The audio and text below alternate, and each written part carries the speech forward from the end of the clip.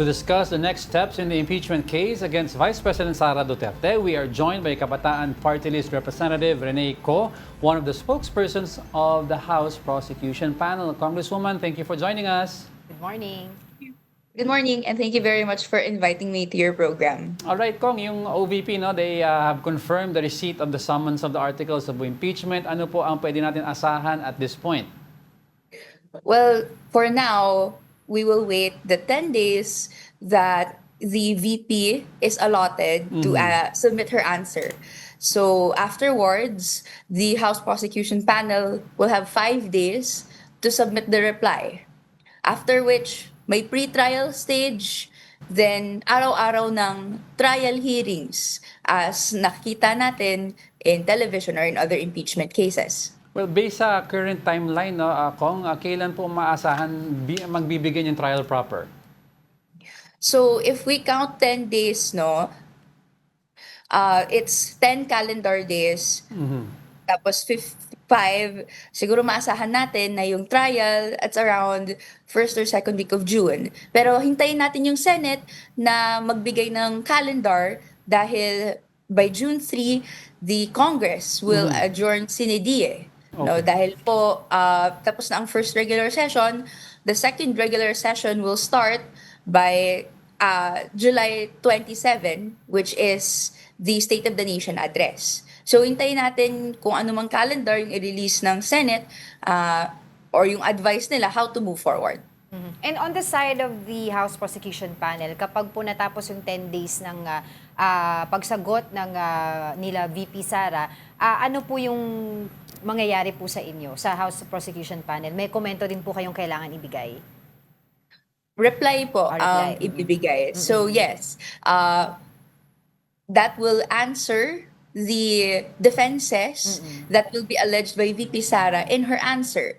No, inasahan natin na aside from procedural, which is yun yung laman ng mga answers ni VP in the 19th Congress and even the Supreme Court, substantive answers naman sana yung laman nito. And after this, ito po ba magkakaroon pa ng pre-trial or diretso na po doon sa mismong impeachment trial? Ang discussion natin and according to how the rules of court also will put it forward, may pre-trial. So ideally, in that pre-trial, ililay down yung mga evidences preliminarily na meron yung both parties. Then kung may common facts na pag-agrihan ang dalawang parties, doon din po siya ilalapat.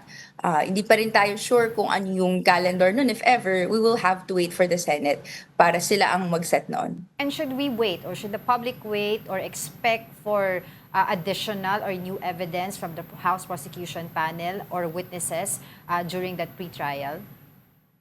At sa kaalaman natin, no, may reservation of right tayong ginawa, pero more or less, kung ano na po yung nasa House Committee on Justice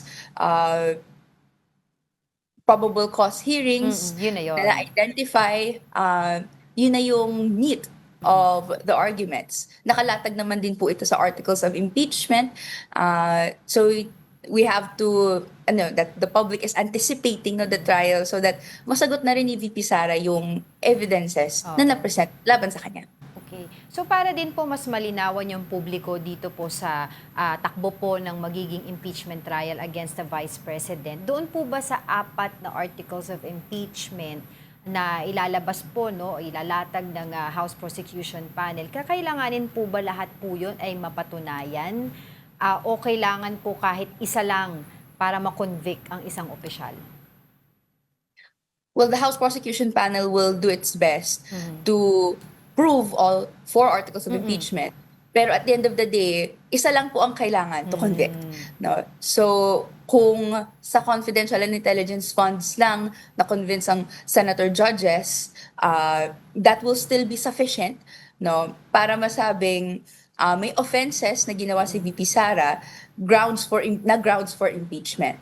So kaya po ine-exhaust ng House Prosecution Panel lahat ng arguments because no, even though isa lang ang kailangan, marami po kasi yung offenses that have been done in And the years. among these 4 articles of impeachment, ano po sa tingin po ng House Prosecution Strongest? Panel ang strongest? Nakikita po nila talagang, dito talaga makukonvict si VP Sara. Well, I think the House Prosecution Panel believes they're all equally strong. The different members have different opinions. No, for example, Representative Jokno has gone on record that unexplained wealth yung sa tingin niyang pinaka malakas na argument. Other members of the prosecution panel believe it's death threats. And that's why nakakalat din po talaga sila para kung ano man yung passionate sila about na i-advocate doon po sa kanila sa kanila assigned among others no yung defense.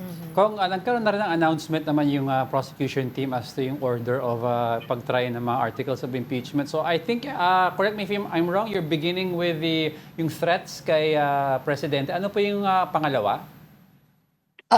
To clarify, yung paglilista po ni Chair Luistro, she doesn't explicitly say na yun na po yung final order. Okay. No, that could still change. But yeah, yung 4 articles as she mentioned in the press conference, meron pong on death threats, meron din po on bribery, meron din po on unexplained wealth, and meron din po on confidential and intelligence funds. So naka-scatter naman po yung mga ating members of the prosecution panel, pero lahat naman po sila ay handa na depensahan ang bawat artikulo no, as necessary. Well, alam na natin kung no, this is also a political exercise in nature and based sa current numbers or sa pronouncements ng mga ibang senador, we know kung kanino sila papanig initially, but do you think you have enough or strong evidence that hopefully would convince at least 2 or 3 or 4 more of the senator judges to vote for a conviction? Yes, we believe the evidence is strong. In fact, you can see it in the House of Representatives. From the 19th Congress na 215 yung bumoto Yes. for the impeachment, naging 257. No? We believe that kapag nalatag lang, no, beyond what is providing the articles of impeachment, harap-harapan sa ebidensya, undeniable yung mga allegations. Now, that's why we're also waiting for VP Sara's answer para kung anong depensa niya, malatag na po dahil ilang taon na rin po hinahanap ng mamamayan. And siguro sa bahagi ko na lang, I'm looking forward especially to the defenses on the confidential and intelligence funds. Ito po kasi yung pera ng taong bayan. At gusto nating masagot kung nasa na po ito napunta. We're also curious to know as to who are the private lawyers working with the prosecution panel. Sino po yung mga nag-volunteer ngayon? Right now, we're unable to disclose dahil marami rin po talaga yung gustong mag-abot ng kanilang tulong. But nonetheless, no, inaasahan natin in the next few days, there could be announcements or no, tuloy-tuloy yung trabaho nila as they prepare for the upcoming pre-trial and trial hearings happening very soon.